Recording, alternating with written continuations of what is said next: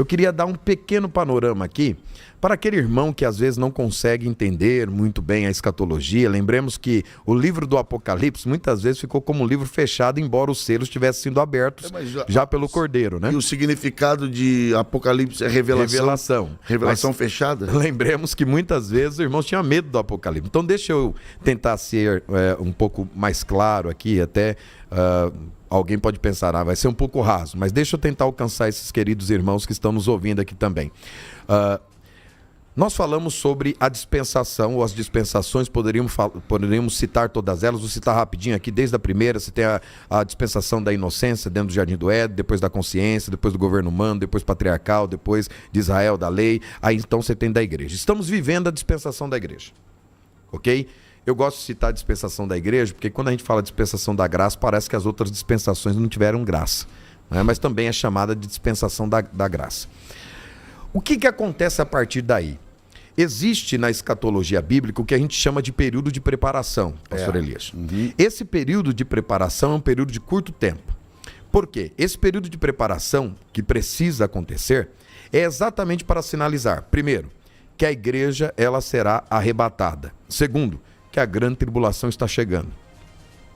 E é isso, por isso que a gente trata esses sinais. Então esse período de preparação é muito discutido entre os teólogos, principalmente quanto à guerra de Gog e Magog, que é a guerra que está lá em Ezequiel 38 e 39. E que ninguém pode fechar os olhos para isso aqui. Não, porque está lá. Não se cumpriu ainda, irá se cumprir. Então. Ok?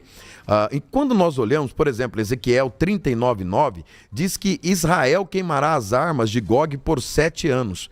Então veja que há uma batalha e novamente aí o número 7. Então, apesar de muitos acreditarem que os 7 anos aqui são simbólicos e aí terão que simbolizar este texto e... Estamos falando que nós estamos interpretando a Bíblia sempre enquanto possível, de maneira literal. Esta configuração de Ezequiel 38 e 39, eu convido os irmãos, recentemente nós tivemos uma escola bíblica dominical, a nossa querida escola bíblica dominical, importantíssima, falando sobre o livro de Ezequiel e tratou isso. Inclusive eu dei essa aula lá para os irmãos de Pinheiros, mostrando o seguinte, que aquela configuração, ela deve acontecer para a preparação da grande tribulação. E ali nós temos a guerra vindo do norte, né, startando do norte. Nós temos coparticipação nesta guerra de várias nações, né, que aparecem ali.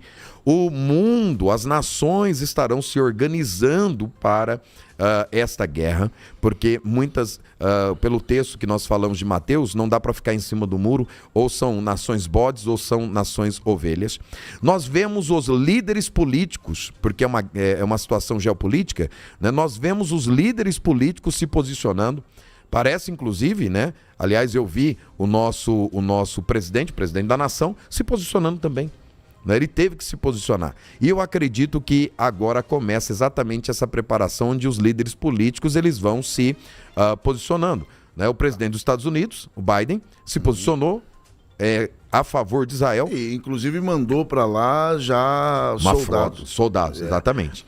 Então, pastor Elias, falando de Ezequiel 38 e 39, essa batalha de Gog e Magog, segundo o próprio pastor Antônio Gilberto, indica que ela pode acontecer, deve acontecer pouco antes da grande tribulação.